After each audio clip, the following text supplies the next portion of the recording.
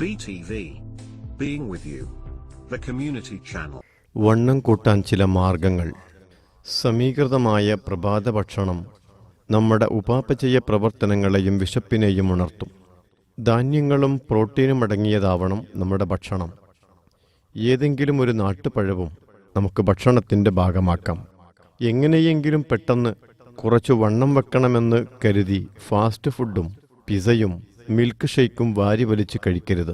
പഴങ്ങളും പച്ചക്കറികളും മുഴുധാന്യങ്ങളും വ്യത്യസ്ത ഭക്ഷ്യ വിഭവങ്ങളിൽ നിന്നുള്ള പ്രോട്ടീനും വല്ലപ്പോഴും കൊതിയൂറുന്ന രുചികളും നിങ്ങളുടെ ഭക്ഷണത്തിൻ്റെ ഭാഗമാക്കിയാൽ മതിയാകുന്നതാണ്.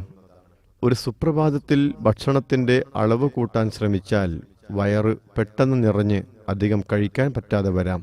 ദിവസം 3 നേരം വലിയ അളവിൽ കഴിക്കുന്നതിലും നല്ലത് ചെറിയ അളവിൽ 4-5 തവണകളായി കഴിക്കുന്നതാണ്.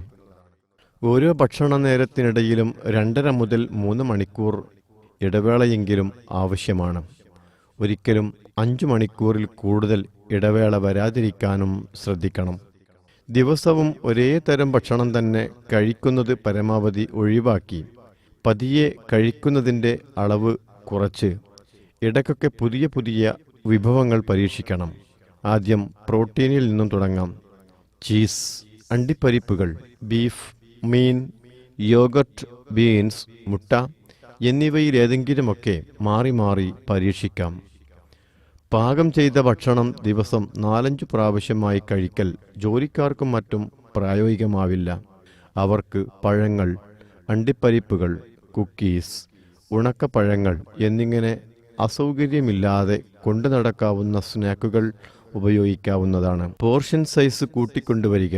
ഉദാഹരണത്തിന് 5 അണ്ടിപ്പരിപ്പ് കഴിച്ചിരുന്നത് 10 എണ്ണമാക്കുക. പുഡിങ് 1 എണ്ണം കൂടി കഴിക്കുക.